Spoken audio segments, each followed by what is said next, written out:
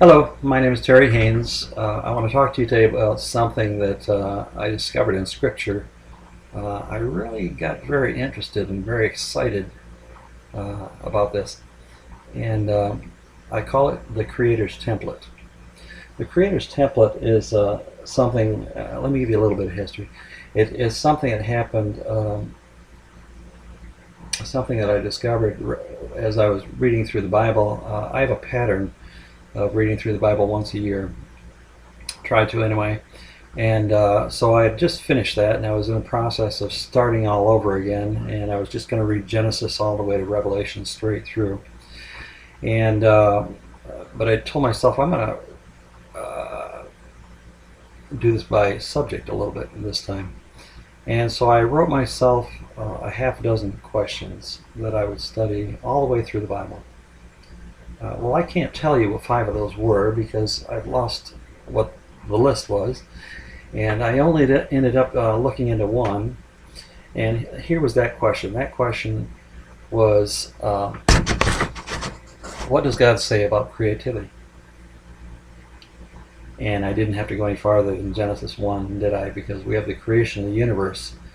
And so I broke it apart, and I very quickly came across 4 stages to creative activity. I'm going to give those to you today.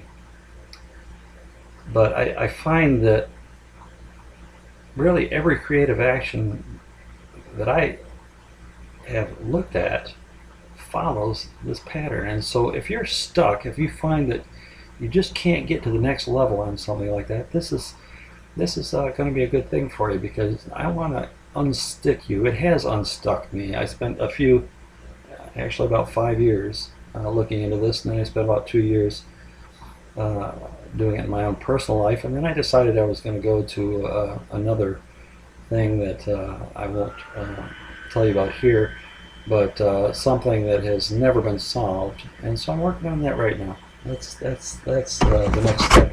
What are the 4 steps? Here's the first one: discover. In Genesis 1:1 it says, "In the beginning God created the heavens and the earth." And so it's as if God is giving us an example of how to be creative, and the first thing we look at is, what do we have? So we ask the question, what is? In verse 2, the first half of it, we ask the question, what is not? Listen to it. The earth was without form and void. Darkness was over the face of the deep. And then the next question is, what are we going to do about it? And here's what God did, and the Spirit of God was hovering over the face of the waters. So verse 1, I'm going to call discover. Verse 2, I'm going to call design. Because with design, you look at what I don't have, you look at what I want, and the question is, what am I going to do about it? And verse 3 through the end of the chapter is the 6 days of creation. I'm just going to say for stage 3, I'm going to say do. So I have discover, design, do. And then in chapter 2, verses 1 through 3, let me see if I can get to that.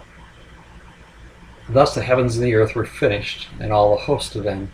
And on the 7th day God finished his work that he had done, and he rested on the 7th day from all the work that he had done.